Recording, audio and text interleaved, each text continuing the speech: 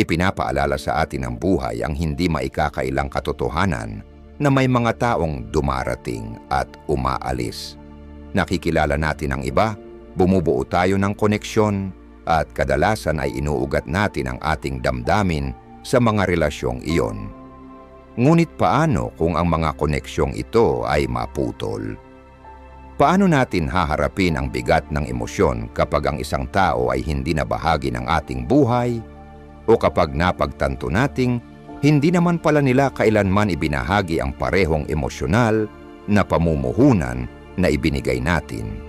Maaaring itanong mo, paano ako titigil sa pag-aalala o pwede ba akong makawala sa emosyonal na pagkakabit nang hindi nawawala ang isang bahagi ng aking sarili? Dito pumapasok ang Stoicism, lalo na ang karunungan ni Marcus Aurelius na nag-aalok sa atin ng malinaw na landas. Ang mga Stoic ay bihasa sa pag-unawa sa emosyon ng tao, hindi sa pag-iwas sa mga ito, kundi sa pagkatuto kung paano balansehin ang epekto ng damdamin sa ating buhay. Ang emotional detachment ay hindi nangangahulugang pagiging malamig o walang pakialam, kundi ang muling pagbawi ng kapangyarihang kumilos ng may linaw at panloob na kapayapaan. Sa artikulong ito, gagabayan kita sa 5 walang kupas na panuntunang Stoic kung paano humiwalay sa emosyonal na pagkakabit sa isang tao gamit ang karunungan ni Marcus Aurelius bilang ating gabay. Hindi lamang ito teorya, ito ay praktikal na payo na layuning baguhin ang paraan ng iyong pakikitungo sa iyong sarili at sa iba. Unang panuntunan, unawain ang kawalang permanente ng buhay. Ipinaalala sa atin ni Marcus Aurelius na lahat ng ating naririnig ay opinyon, hindi katotohanan. Lahat ng ating nakikita ay pananaw, hindi realidad. Pagdating sa emosyonal na pagkakabit, madalas tayong kumakapit sa sarili nating pananaw tungkol sa isang tao, isang kwento na tayo mismo ang bumuo tungkol sa halaga nila sa ating buhay. Ngunit ang realidad ay pansamantala lamang ang lahat ng relasyon.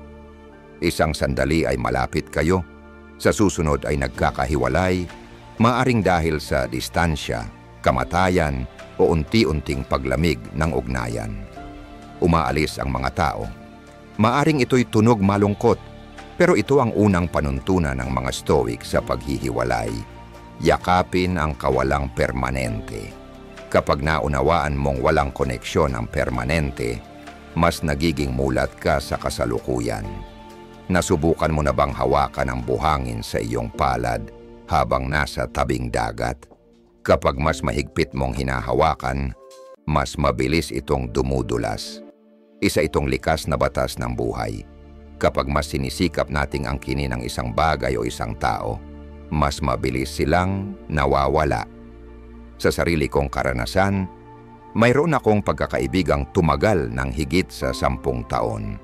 Ibinahagi namin ang lahat, mga pangarap, takot, at mga usapang madaling araw.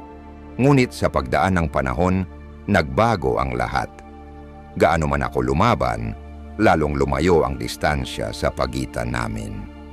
Ang emosyonal na pamumuhunan na ibinuhos ko ay naging tanikala na lang na nagdudugtong sa akin sa isang taong hindi na rin naman nagbibigay ng parehong koneksyon. Hindi ko nakuha ang ginhawa hanggat hindi ko tinanggap na ang pagkakaibigan ay umabot na sa hangganan nito. Doon ko lang tuluyang naibaba ang bigat ng emosyon. Kung si Marcus Aurelius ang tatanungin, ito rin ang kanyang payo. Tanggapin mong matatapos ang mga bagay at mas kaunti ang magiging pagdurusa mo kapag dumating ang wakas. Ikalawang panuntunan, paghariin ang iyong emosyon sa pamamagitan ng makatuwirang pag-iisip. May likas tayong paniniwala na ang emosyon ang may kontrol sa atin. Kapag nasasaktan tayo, nalulungkot o nagagalit, mga reaksyong kusang dumarating, lalo na kapag emosyonal tayong nakatali sa isang tao. Pero narito ang masakit na katotohanan. ang emosyon ay hindi katotohanan. Mga produkto ito ng ating pag-iisip, paniniwala, at interpretasyon sa mga pangyayari. Matibay ang paniniwala ni Marcus Aurelius at ng mga Stoic sa prinsipyong ito, hindi tayo alipin ng ating emosyon. Ang emosyon natin ang dapat na alalay sa ating isipan. Itinuro ni Marcus Aurelius na ang isipan ang may kapangyarihan kung paano tayo tutugon sa mundo. Ikaw ay may kapangyarihan sa iyong isipan, hindi sa mga panlabas na pangyayari. Kapag naunawaan mo ito, matatagpuan mo ang tunay na lakas. Ang emosyonal na paghihiwalay ay nagsisimula sa pag-unawa na ang isipan mo ang may kakayahang pamahalaan ang iyong emosyonal na kalagayan. Ang iniisip mo tungkol sa isang tao ay maaaring lumikha ng unos ng damdamin o maaari rin nitong patahimikin ang bagyong iyon. Halimbawa, dumaraan ka sa isang hiwalayan. Basag na basag ang damdamin mo. Paulit-ulit mong iniisip ang mga naging usapan, sinisiyasat ang bawat detalye, tinatanong ang sarili, bakit ito nangyari? O paano nila nagawang mag-move on ng ganoon kadali? Ang sagot ng isang Stoic, ilayo mo ang atensyon mo sa emosyon at ituon ito sa katotohanan. Sa halip na hayaang sakupin ka ng nararamdaman mo, tanungin mo, ano ang totoo rito? Paano ko ito maiisip sa mas makatwirang paraan? Kailangan mong piliin ang mga pag-iisip na magpapalaya sa iyo mula sa emosyonal na paghihirap. Hindi yung magpapalalim pa rito. Isipin mo, kapag may nangyari, nakipagtalo ka sa mahal mo sa buhay, hindi ka pinansin o nabigo ka, ano ang unang ginagawa mo? Binibigyan mo ng kahulugan ang pangyayari. Pero hindi ang pangyayari mismo ang sanhi ng gulo sa damdamin, kundi ang paraan ng pagtingin mo rito. Isinulat ni Marcus Aurelius, ang kaluluwa ay kinukulayan ng kulay ng mga iniisip nito. Ibig sabihin, ang iyong emosyon ay direktang bunga ng iyong panloob na pag-uusap sa sarili. Isipin mong nagpadala ka ng taos-pusong mensahe sa isang taong mahalaga sa iyo, kaibigan, kasintahan, o kapamilya. Lumipas ang mga oras, wala pa ring tugon. Kaagad na gumagana ang isip mo. May nasabi ba akong mali? Galit ba sila? Wala ba talaga silang pakialam? Sa bawat minutong lumilipas, lumalala ang emosyon, unang kaba, kasunod ay inis, at marahil ay pangamba o galit. Ngunit ano ang totoo sa sitwasyon? Ang hindi nila pagsagot pa lamang. Lahat ng iniisip mo lampas doon ay purong haka-haka. Ang tugon ng isang Stoic, hamunin ang automatikong reaksyon sa pamamagitan ng makatwirang pag-iisip. Ano ba talaga ang mga katotohanan? Hindi pa sila tumutugon, iyan lang. Huwag hayaang kumawala ang emosyon sa kontrol. Huminto ka, kilalanin mo na ang nararamdaman mong kaba o pagtanggi ay hindi galing sa katotohanan kundi sa mga naiisip mong senaryo. Ang payo ni Marcus Aurelius, tanungin mo ang sarili mong mga iniisip, huwag mong basta tanggapin ang mga ito bilang katotohanan.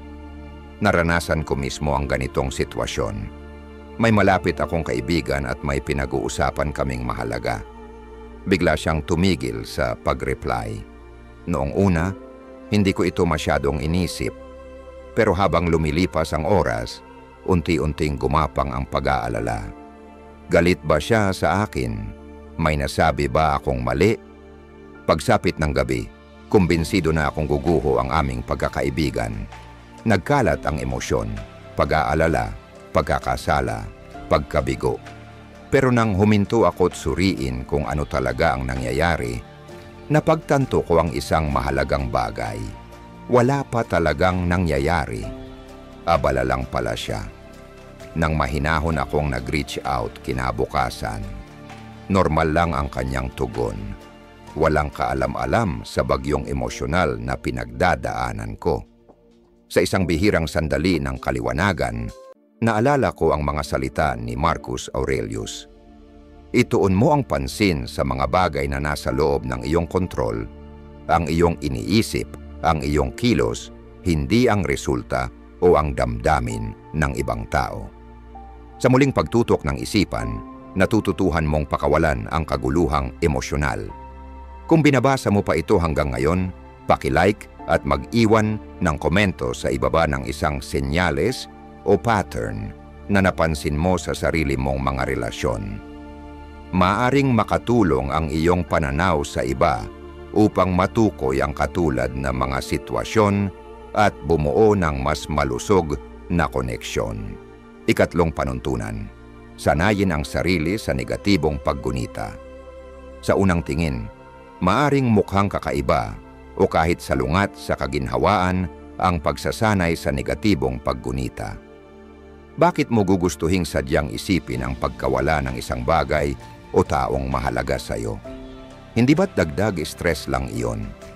Pero ang totoo, ang stoic na pagsasanay na ito na itinataguyod ni Marcus Aurelius ay isa sa pinakamakapangyarihang kasangkapan upang matutong humiwalay sa emosyonal na pagkakabit. Hindi sa pamamagitan ng pagpapatigas ng puso, kundi sa pamamagitan ng paghahanda ng isipan sa mga hindi maiiwasang pagkawala sa buhay. Simple pero malalim ang ideya. Kapag iniisip mo na ang pinakamasamang maaaring mangyari bago pa man ito maganap, nababawasan ang emosyonal na epekto nito kung sakaling mangyari nga ito. Hindi ito nangangahulugang magiging pesimistiko ka o palaging negatibo ang pananaw. Ibig sabihin lang nito ay tinuturuan mong tanggapin ang realidad kung ano ito, hindi kung ano ang gusto mong mangyari. Isinulat ni Marcus Aurelius, huwag mong gambalain ang sarili mo sa pag-iisip ng lahat ng problema sa buhay ng sabay-sabay. Sa halip, harapin ang bawat isa sa pagdating nito ng may kalmado at pagpipigil sa sarili. Sa kakanyahan ng negatibong paggunita ay bumubuo ng katatagan. Isipin mo ang isang taong malapit sa iyo, kasintahan, kaibigan o kapamilya. Isalarawan mo ang buhay mo kung wala na sila. Isipin mong hindi na sila bahagi ng iyong araw-araw. Anong pakiramdam? Hindi komportable? Masakit? Iyon mismo ang punto. Naniniwala ang mga Stoic na sa pagharap natin sa emosyonal na kirot ng pagkawala sa ating isipan, nababawasan ang kapangyarihan nitong wasakin tayo sa totoong buhay.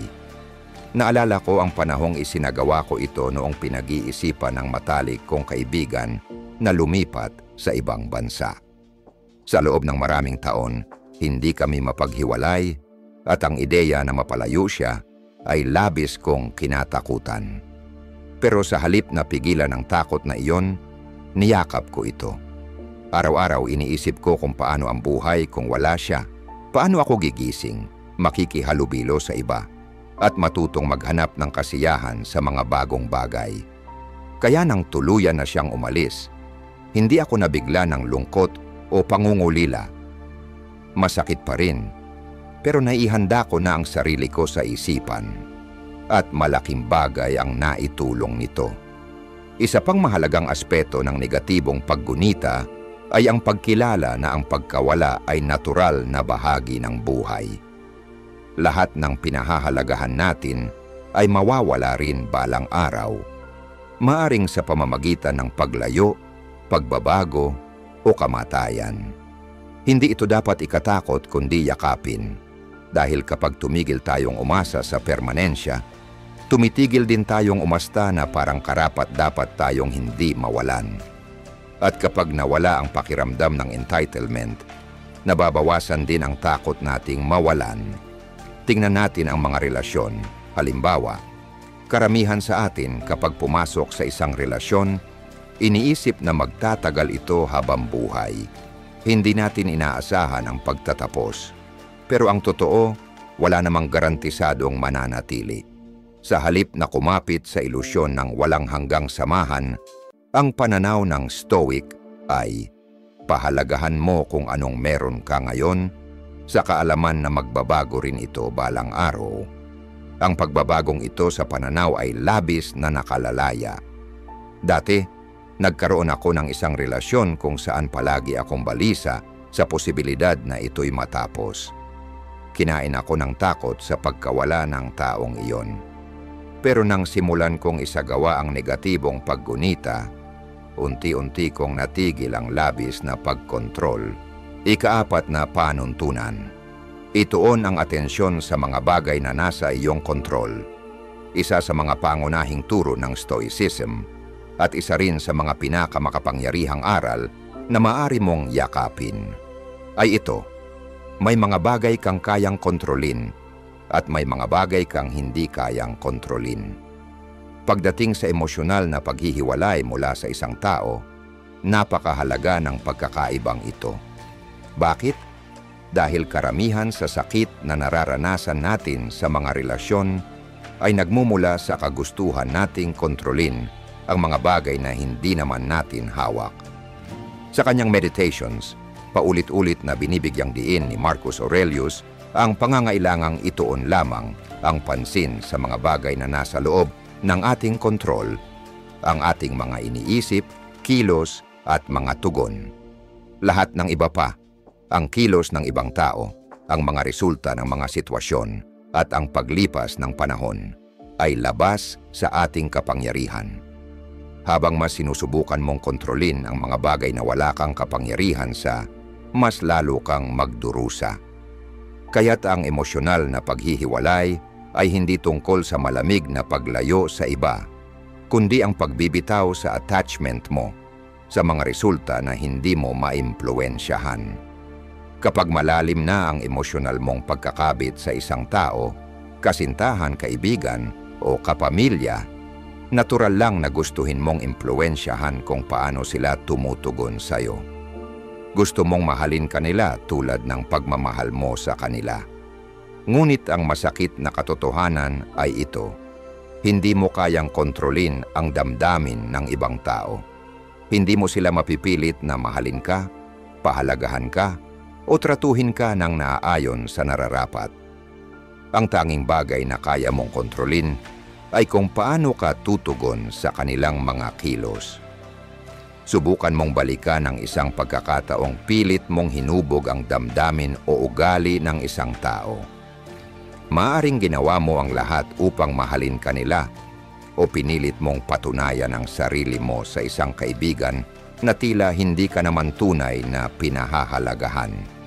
Anong naramdaman mo?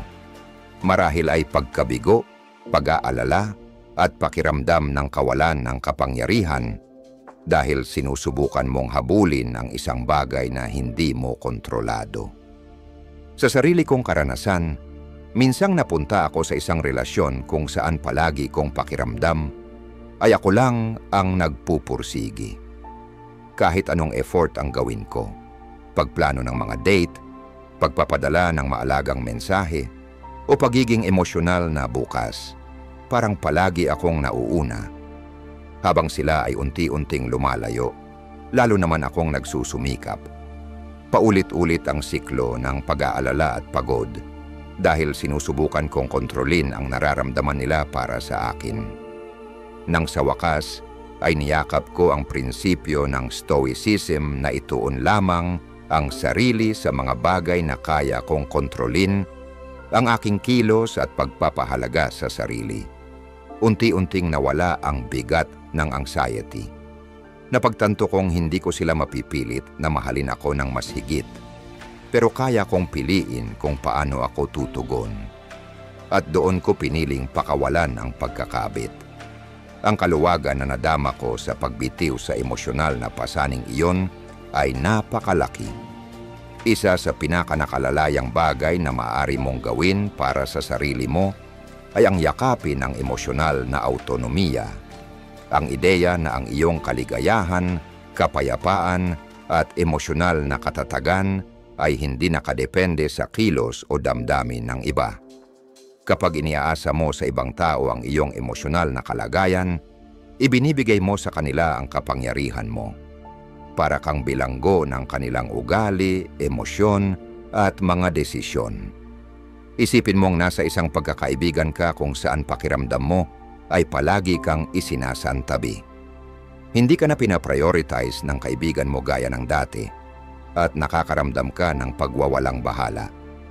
Masakit ito at baka paulit-ulit mong itanong sa sarili kung may nagawa kang mali o kung bakit sila lumayo. Pero ito ang susi. Ang ugali nila ay wala sa kontrol mo. Ang tanging bagay na nasa kapangyarihan mo ay kung paano mo ito tutugunan. Gugustuhin mo bang sayangin ang enerhiya mo sa paghabol sa isang taong hindi ka pinahahalagahan? O mas pipiliin mong ituon ito sa mga relasyong nagbibigay sa iyo ng saya at kaganapan? Kapag inililipat mo ang atensyon mo sa kung ano ang kaya mong kontrolin, ang sarili mong damdamin at kalagayan, muling bumabalik sa iyo ang kapangyarihan. Hindi mo na kailangan ng pag-apruba o atensyon ng iba para maramdamang buo ka. Sa halip, ikaw mismo ang bumubuo ng sarili mong emosyonal na balanse. Hindi nakadepende sa panlabas na pangyayari. Sa sarili kong buhay, may mga pagkakaibigang napagtanto kong masyado kong ibinibigay ang kapangyarihan sa kung paano ako tratuhin ng iba. Kapag malamig sila, pakiramdam ko'y wala akong halaga. Kapag mabait sila, saka lang ako nakakaramdam ng kabuluhan. Nakakapagod ang ganoong emosyonal na roller coaster. Pero nang sinimulan kong isabuhay ang prinsipyo ng Stoicism, sinadya kong itigil ang pagbatay ng sarili kong halaga sa kilos ng ibang tao. Inilaan ko ang oras sa pagpapalago ng sarili kong emosyonal na katatagan, hiwalay sa kanilang asal. Hindi ibig sabihin nito'y wala na akong pakialam. Ang ibig sabihin lang ay hindi ko na hinahayaang diktahan ng kilos ng iba ang aking panloob na kapayapaan. Ang tunay na layunin ng emosyonal na paghihiwalay ay hindi kawalang pakialam kundi pagtanggap na hindi natin makokontrol ang lahat, na ang buhay ay hindi tiyak at na kahit anong gawin natin, may mga bagay talagang lalampas sa ating kapangyarihan. Ang magagawa natin ay tanggapin ang mga bagay kung ano sila, hindi kung ano ang gusto nating maging sila. Isipin mong dumaraan ka sa isang hiwalayan. Pakiramdam mo'y nawawala ka, nasasaktan at natatangay ng emosyon. Paulit-ulit ang mga tanong. Paano kung ginawa ko ito ng iba? Bakit ito nangyari? Pwede pa bang ayusin? Natural lang ang mga tanong na ito, pero ang ugat ng mga ito ay ang kagustuhang baliktarin ang nangyari. Sa halip na pahirapan ang sarili sa mga paano kung, ang sagot ng Stoicism ay ito: tanggapin ang katotohanan. Isinulat ni Marcus Aurelius, ang hadlang sa pagkilos ay siyang nagtutulak sa pagkilos. Ang humahadlang ay siyang nagiging daan. Sa ibang salita, ang mga balakid sa ating daan ay hindi sagabal kundi oportunidad upang lumago. Kapag tinanggap mong may mga bagay sa labas ng iyong kontrol, titigil ka sa pagsasayang ng lakas sa pagbabago ng nakaraan o ibang tao at magsisimula kang tumuon sa pag-usad. Sa isa sa mga pinakamabigat na yugto ng buhay ko, naranasan kong mawala ng isang relasyong inakala kong matatag. Sa simula, nilamon ako ng pagnanais na maunawaan kung bakit ito nangyari at kung ano ang mali ko. Pero unti-unti kong natutunan, ang tanging daan tungo sa kapayapaan ay ang pagtanggap sa kung ano ang totoo, hindi kung ano ang gusto ko sanang nangyari. Hindi ko kayang baguhin ang nakaraan. Hindi ko kontrolado ang nararamdaman ng ibang tao. Pero kaya kong piliin kung paano ako tutugon sa pagkawala. At sa halip na kumapit sa kung ano ang wala na, niyakap ko ang kasalukuyan. At doon ko natagpuan ang lakas sa pagtanggap. Ikalimang panuntunan, magnilay sa mas malawak na larawan. Kapag masyado kang nasasadlak sa emosyon ng isang relasyon o mahirap na sitwasyon, madali kang mawalan ng perspektiba. Ang pilosopiyang Stoic, lalo na sa mga turo ni Marcus Aurelius, ay humihikayat sa atin na humakbang paatras at pagmasdan ang mas malawak na larawan ng buhay. Madalas ipinaalala ni Aurelius na ang ating mga problema, takot at hangarin ay panandalian lamang sa lawak ng panahon. Kapag niyakap mo ang ganitong mas malawak na pananaw, mas nagiging madali ang emosyonal na paghihiwalay. Tanungin mo ang iyong sarili ng mga mahahalagang tanong, gaya ng, mahalaga pa ba ang sakit na ito pagkalipas ng 5 taon? O tunay bang ang taong ito ang bumubuo ng buong pagkatao ko?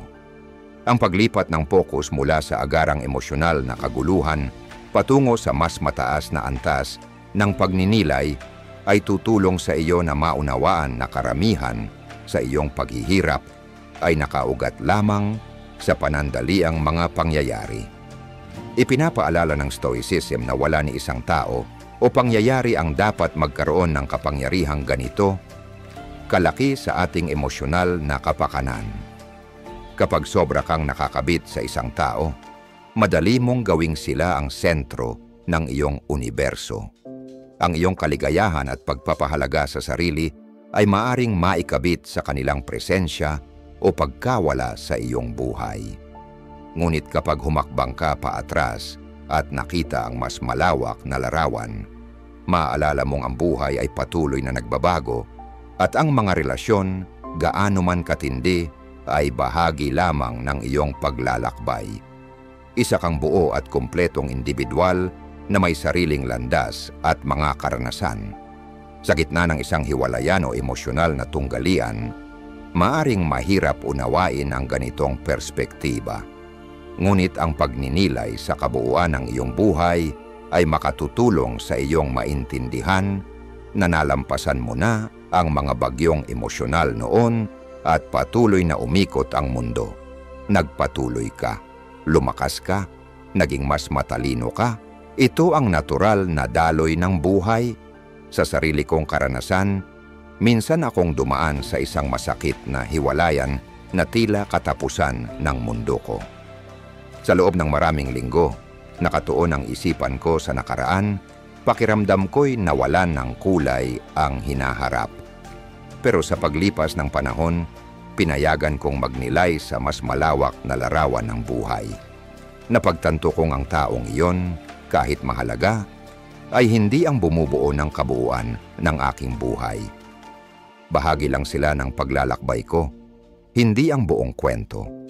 Nang i-zoom out ko ang perspektiba, nakita ko ang relasyon bilang isang kabanata lamang sa mas mahaba, mas makulay, at mas malalim na kwento. At doon ako nagsimulang makawala emosyonal. Ipinapaalala ng mga Stoic, lalo na ni Marcus Aurelius, ang panandalian ng lahat ng bagay, mga relasyon, damdamin, at mga sitwasyon. Lahat ng bagay sa buhay ay pansamantala. At ang tunay na mahalaga ay kung paano tayo tumutugon sa mga pagbabagong hindi natin maiiwasan. Sa pagninilay sa mas malaking larawan, nabubuo mo ang isang pakiramdam ng panloob na kapayapaan dahil alam mong magpapatuloy ang buhay kahit mawala ang mga bagay na kinakapitan mo ngayon. Ang ganitong perspektiba ay nagpapadali sa emosyonal na paghihiwalay, hindi dahil wala ka ng pakialam, kundi dahil naunawaan mong ang pagkakapit sa mga bagay na panandalian ay nagdudulot lamang ng sobrang pagdurusa. Ang emosyonal na paghihiwalay ay hindi pagiging manhid. Ito ay pag-unawa na ang buhay ay mas malaki kaysa sa isang tao, isang relasyon, o isang sandaling puno ng sakit. Kapag nakita mong ang iyong buhay ay isang malawak na sapot na magkakaugnay na karanasan, nakakawala ka mula sa makitid na pananaw na dulot ng labis na emosyonal na pagkakabit. Sa huli, ang emosyonal na paghihiwalay ay hindi pagtatanggi ng damdamin at hindi pagtalikod sa mundo. Ito ay ang pagbuo ng katatagan at paghawak sa sarili sa harap ng mga pagbabago ng buhay. Ang landas ng Stoicism ay hindi mabilis ang solusyon, kundi isang daan tungo sa panloob na kapayapaan. Sa pamamagitan ng pagtanggap sa pagbabago, pagkatuto mula sa rasyonal na pag-iisip, at pagninilay sa mas malaking larawan ng buhay, Matutuklasan mong ang emosyonal na paghihiwalay ay isang anyo ng sariling pagpapalaya. Kaya sa susunod na maramdaman mong mahigpit kang kumakapit sa isang tao o sitwasyon, tanungin mo ang sarili mo, ako ba ang may kontrol sa aking damdamin o sila ang may kontrol sa akin? Ang tunay na kalayaan sa emosyon ay naghihintay sa mga handang bumitaw.